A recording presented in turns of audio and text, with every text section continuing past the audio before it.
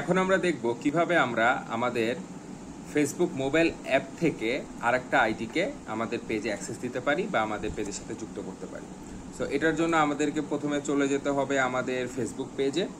আমরা যদি আমাদের ফেসবুক পেজে চলে আসি, এখানে একদম এই যে উপরে নোটিফিকেশনের পাশের যে তিনটা লাইন আছে, এখানে ক্লিক করলে আমরা আমাদের যে ফেসবুক পেজ রয়েছে এটার মেনুতে চলে আসবো। মেনুতে চলে আসার পরে আমাদের যেটা করতে হবে, এখানেও আমরা প্রফেশনাল ড্যাশবোর্ড নামে একটা অপশন পেয়ে যাব। প্রফেশনাল ড্যাশবোর্ডে আমরা ক্লিক করব। এরপরে একটু নিচের দিকে চলে আসলে আমরা টুলস নামে একটা সেকশন দেখতে পাবো এবং এই টুলসের আন্ডারে অনেকগুলো জিনিস রয়েছে। এখানে আমরা সি মোড়ে ক্লিক করব।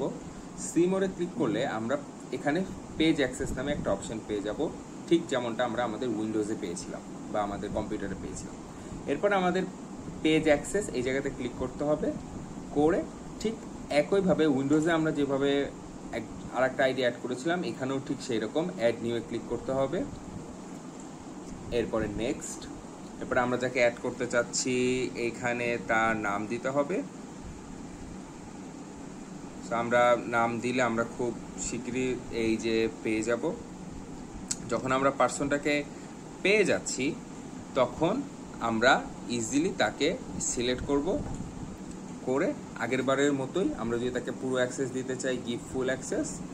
আর যদি আমরা জাস্ট তাকে আমাদের পেজের content, message, community, ad, insight এই জিনিসগুলো দেখাতে চাই, সেক্ষেত্রে তাকে শুধু সেই অ্যাক্সেসগুলো দিয়ে আমাদের গিভ অ্যাক্সেসে ক্লিক করতে হবে। করার পরে আমাদের পাসওয়ার্ড দিলে তার কাছে নোটিফিকেশন চলে যাবে এবং সে আমাদের পেজের অ্যাক্সেসটা পেয়ে যাবে।